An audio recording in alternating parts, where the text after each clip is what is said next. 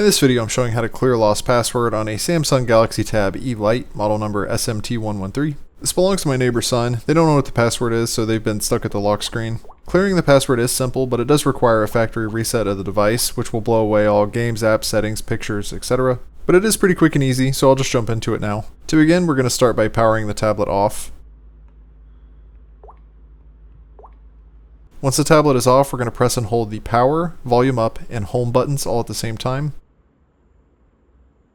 When you see this screen, you can release the power button while continuing to hold the volume up and home buttons. When the tablet displays this screen, you can let go of all the buttons.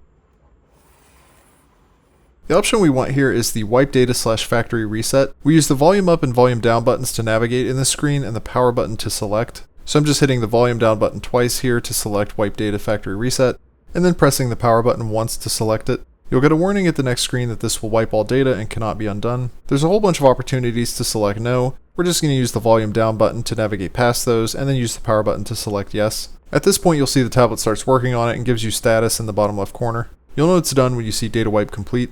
Then just use the power button to select reboot system now.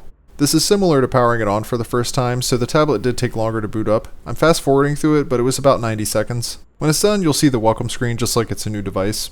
You have to click through several of the initial setup screens, but whenever it's done, you should make it to the home screen like this, and then the tablet's ready for use.